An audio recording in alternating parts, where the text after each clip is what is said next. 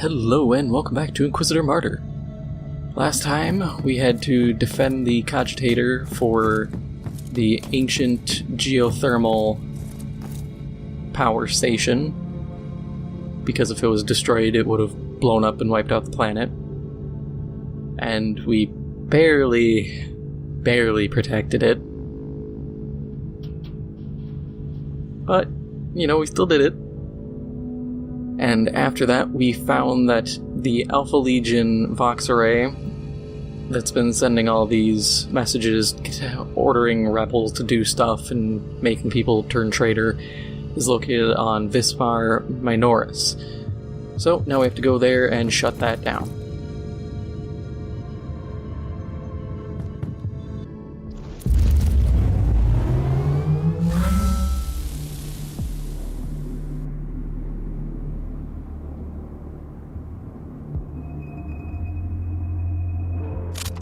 Splendid news, Magos, as always. But the Emperor and the Prosanguine implant protects. That's another thing that's kind of cool with 40K, is like the Magos Biologus said, you can have a planet abandoned for 2 decades, just put under quarantine from a virus.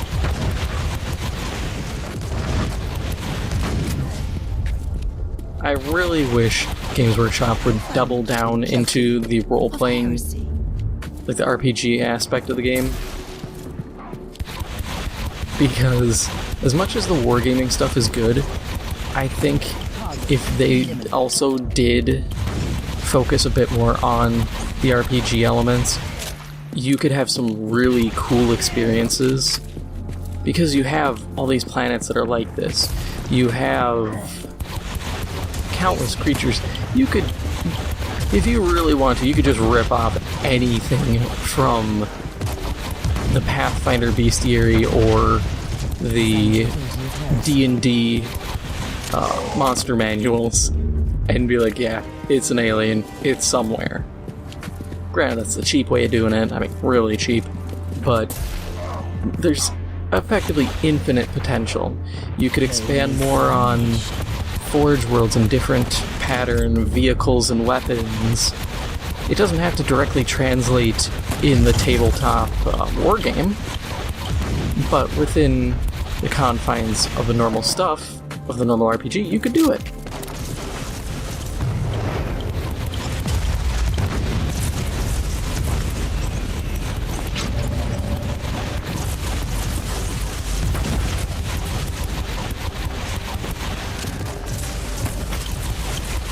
And I mean, that's definitely one way to really get people involved, because it's a cheaper option.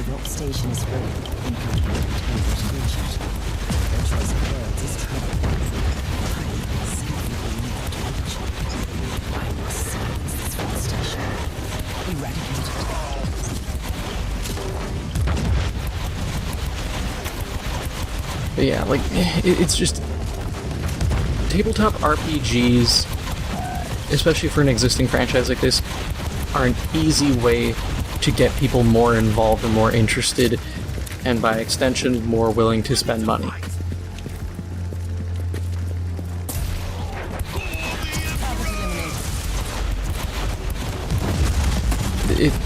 It's just a lot more interesting for people. I know there was I think there was a Horus Heresy RPG bit a while back, but I don't think they've really updated anything in years. I mean, it could, with all the storyline stuff, you could have content for people for years and years and years. You look at all the different worlds that have been in conflict, all the books that are written. You could turn any of those into a module for players to go through. Something as simple as that, and it gives you a ton to encounter and experience. It's all just something that can easily be done. The only thing is setting it up and having, you know, the people to do it might necessitate Games Workshop having to set up like a second, I don't want to say studio, because you got your main guys working on the tabletop. You don't really want to take anyone off of that. And there's the fact that wargaming and your standard tabletop RPG are two different beasts, and the skill in designing one doesn't exactly transfer over to the other.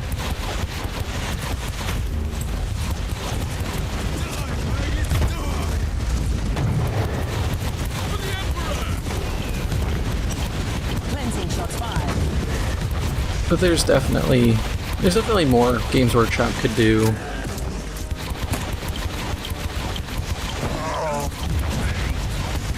Reloading.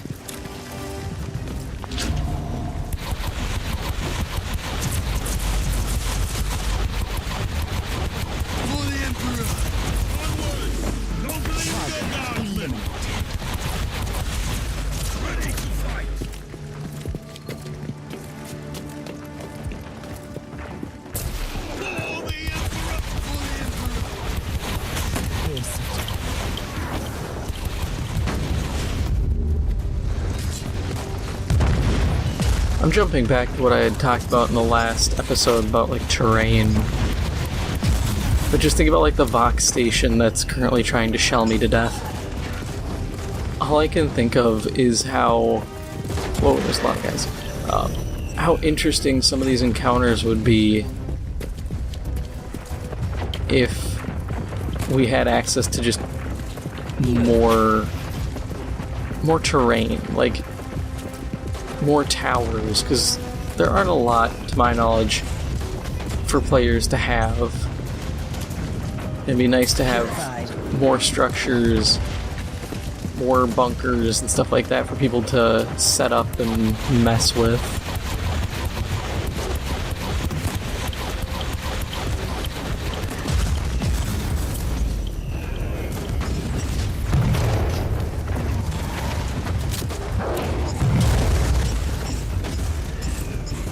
This was a bad position.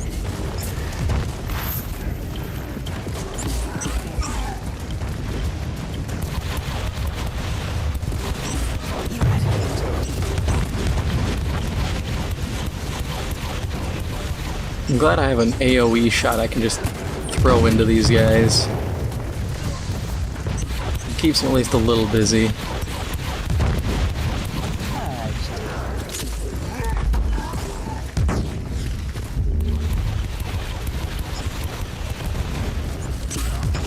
Man, I wish you could buy, like, individual segments of a vehicle.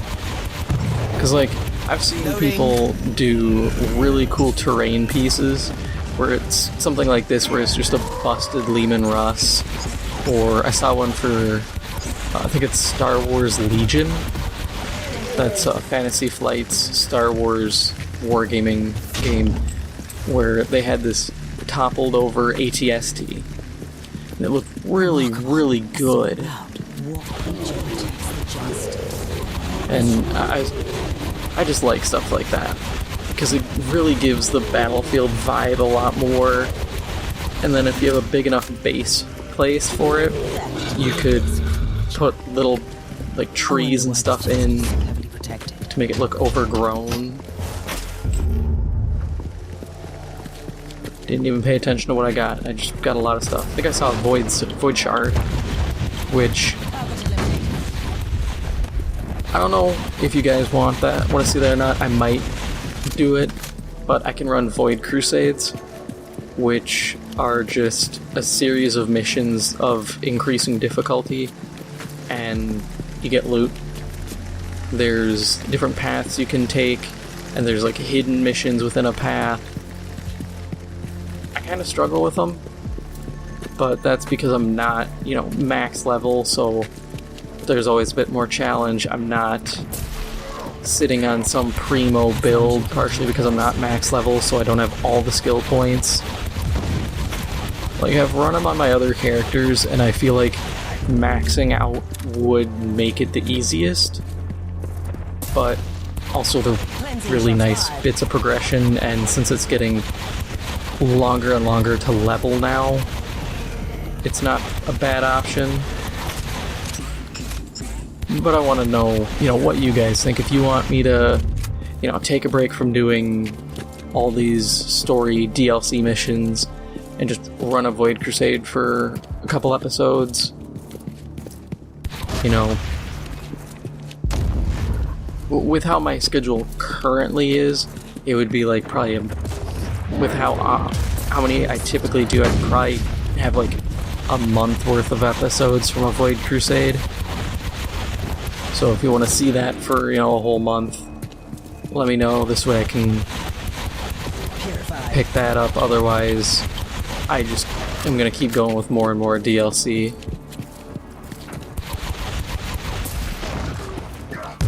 Because there's still a good amount. Like, we have these main big story missions, and then there's some priority assignments that are smaller but introduce new things. Look at all these little idiots. Group up, idiots. Oh, wow, you guys got nuked. Not my fault. Let's stop you from summoning anything, and then we'll leave. Where is your tower that is shelling me? Apparently this placed me out of range, so it's gotta be back this way. But where? Oh, right here.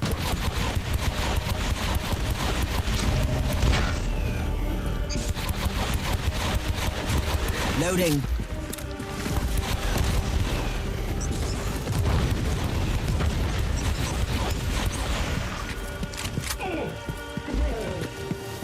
God, I'm sorry, I just keep going back to old topics, but this just backpedaling through this battlefield made me think of Eternal Crusade again. I'm just I'm just so broken up over it. I know it's dumb to be so disappointed, but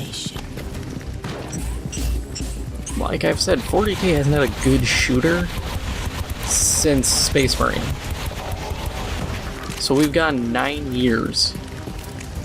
Soon to be, when January rolls around, soon to be 10 years-ish. Because it would have to be 2021, September 2021, but, it's close enough. 10 years without a good shooter.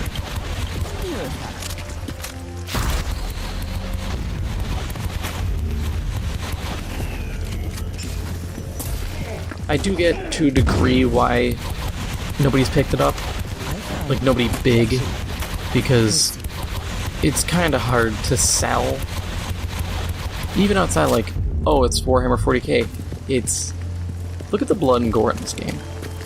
Look at it in Space Marine, when you can drag a chainsword across the chest of an orc, then take your massive meaty forearm and just club them in the back and they explode into meat. It's over the top. It's a ton of violence and blood and gore. And I feel like if you were to cut that out, it wouldn't be a 40K game. Grimdark Future, the 41st Millennium, it's gotta be pretty crazy looking to really fit the aesthetic. So, you're not gonna see studios that are trying to compete with Fortnite doing it because, one parent sees little 8-year-old Jimmy playing this, even seeing someone get, busted in half with a chainsword. That parent is gonna lose their mind. Oh my god, you're corrupting my child! It happens. People get tilted because they don't pay attention to what they buy their children, and it would happen with this, and people would get all up in arms. Oh, you're marketing this game towards children, even though realistically you're not, because you're not playing ads for this on Nickelodeon. But people are idiots and still assume video games are only for kids. Cleansing shots fired. And so you're stuck in this weird position, you know. Do you make a game that could do well, but it's going to struggle in the advertising department and has a very, I wouldn't even say very, but a somewhat niche community? Or do you pick something that's easier to sell? I mean, you look at Call of Duty, everybody plays it. Adults, children, idiots, you know, everybody. And so you're stuck in this weird spot. I'd still like to see it, but even then, would I trust a big studio making a game? Not really. I mean, you'd likely see, like, let's say Activision gets their hands on it, and for some reason, they put one of their Call of Duty developers. Let's say it's Sledgehammer, because they took Sledgehammer off of stuff recently. Would you trust them to make it? Honestly, I wouldn't. Because even though they're a decent developer, I get the feeling they would try to make it fast-paced. And while you can do a fast-paced 40K game, you have to be mindful of how fast-paced. You know, it's very hit and miss. Maybe you can make it fast-paced if you just do Chaos versus Space Marines. But it's going to be, you know, a couple bolter rounds. What I would like to see, this would be absolute, you know, best possibility, a Titanfall style game. You have maybe 12 to 16 players on each team and a bunch of AI. You know, you got Space Marines with a bunch of AI guardsmen versus, you know, Chaos with a bunch of AI cultists and renegades.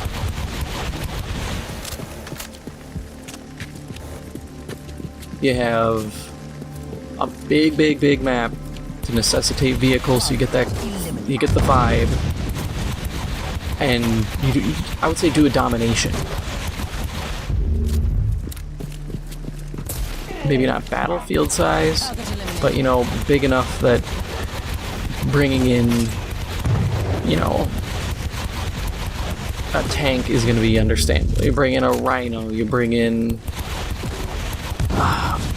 drawing a blank, but, you know, you bring in vehicles, predator tank, you bring in a predator, you something like that, and it's viable. It feels like it fits, and it's not just like driving a death box down a couple hallways and getting flattened by 3 guys with crack grenades sitting on a roof.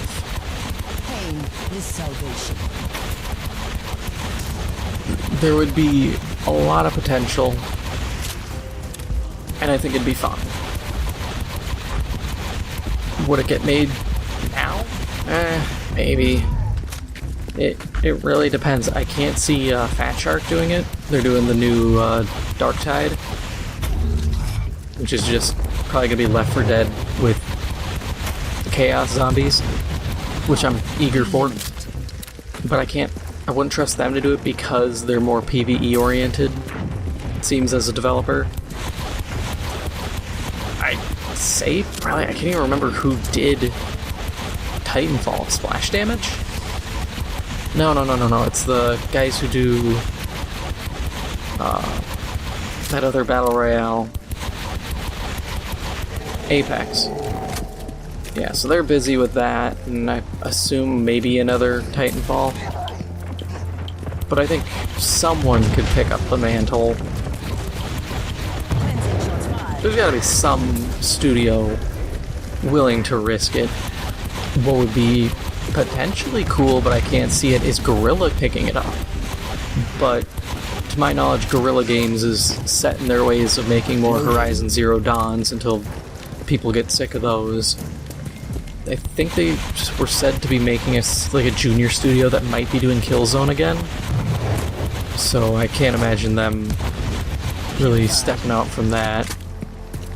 And I as much as I'd like it, I couldn't imagine them actually doing 40K just because they already have a sci-fi franchise. You know, why make another or work on another?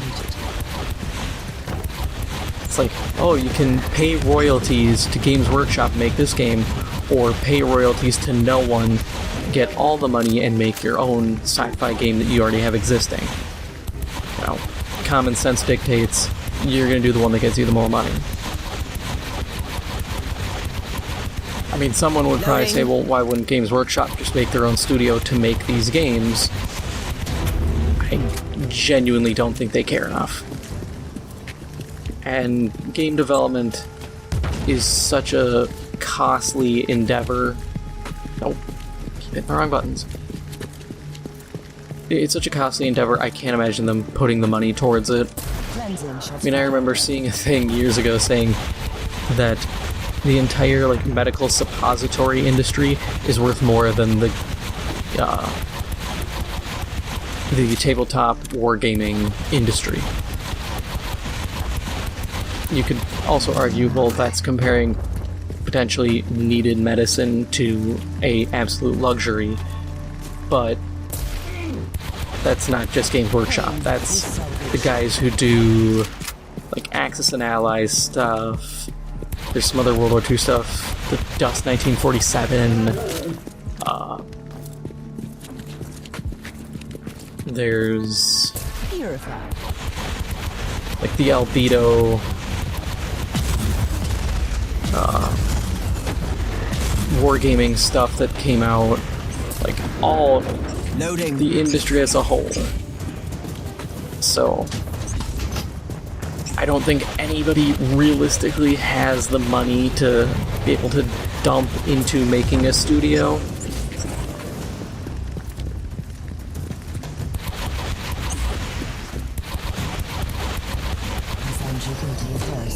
And I think there's also like the issue of the ever-increasing, it's not even fan demand, it's developer demand for better graphics, you know. I found you guilty.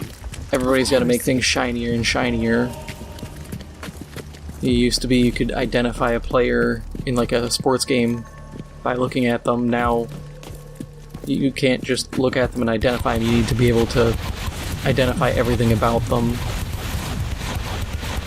It's a failure if I can't see every pore and every drop of sweat on LeBron James, you know. It's an ever-increasing and ever-unnecessary requirement when games sit there and prioritize art over substance.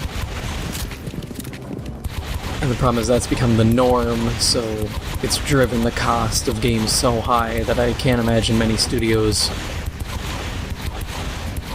To make a game I think everybody would be happy with and want, it wouldn't be feasible without having big money behind it. Unless people just curb their desires a bit, which would be, you know, ever appreciated, but people are people.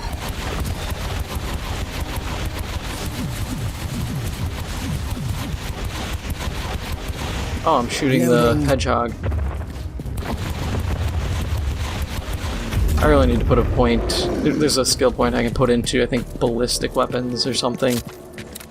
Or it's a point that'll give me increased magazine size, I think, with ballistics. I really need to do that. Alright, let's go silence this rock station. I've wandered around and talked enough for this episode.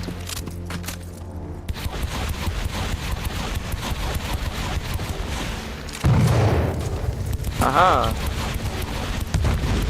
I knew that was the last one. According to this message, the heretic Astartes have an underground base. The entrance must be nearby.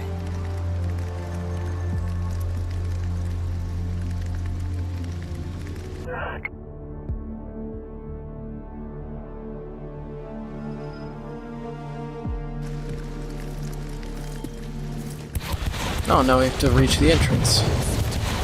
Which is further ahead, actually. Oh. So I guess me cleaning this area out was all needed. And there's a boss man. Oh, he's a psyker. And because he's done his little 3-man hollow decoy trick, I can't step up and just throw down against him. Look at that. One grenade. All my ability to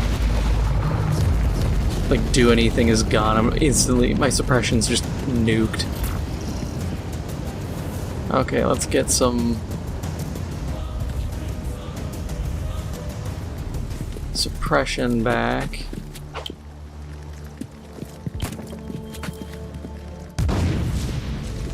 Wait, can I seriously just stand here and throw grenades at them? I mean, I don't have a lot, so it's not like I can really abuse this. And these grenades are dealing 700 damage, so I'm not exactly, you know, burning them down. Man, I really wish there were incendiary grenades. A little bit of damage over time never hurt anybody.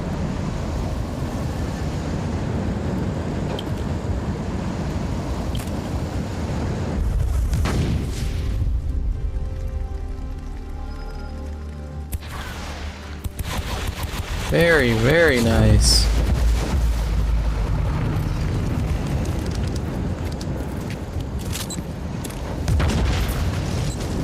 Alright, let's go invisible again. No, you moved out of range, you suck.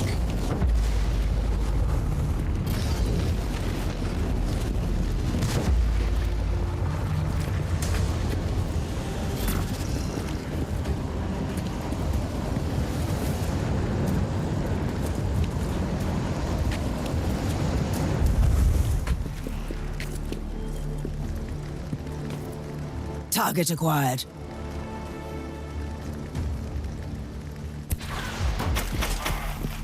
And explode. Aha! Okay, now I can't talk. Well, I can still talk trash about this armor. It still sucks. And this tactic doesn't work outside of wide open spaces. But I can't say it is complete trash. It did do something right, it did do something well.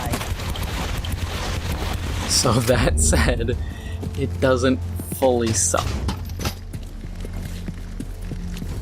It only sucks like 80%. Yeah, I'm willing to give it 20% off that one trick because it saved me a ton of trouble. This salvation. I'm generous. Everybody group up.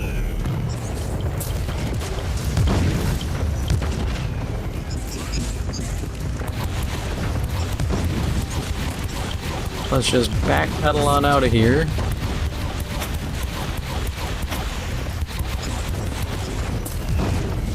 Ah, that was a bad cluster. Or a bad AoE. Now if I can hit that back line, like right here. I wish there was just a chaos ability that I could just disrupt all these guys and make them fight each other. That would save me so much effort.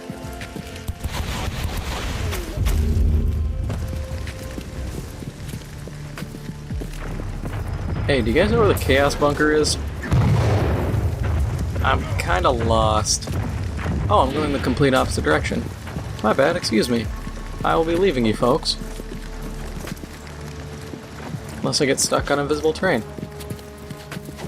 I am silly, I forgot where directions are. I'll just roll away at the speed of sound.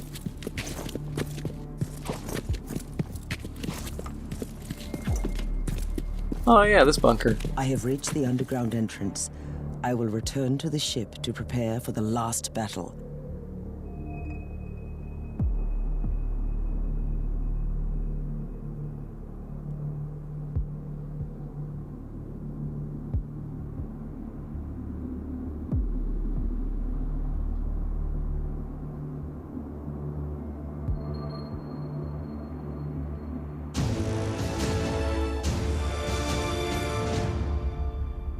Alright, so that is all for now. If you enjoyed this episode, please make sure to hit the like button. It helps out the channel a lot. If you're new, please make sure to hit the subscribe button. Thank you for watching, and I'll see you in the next one.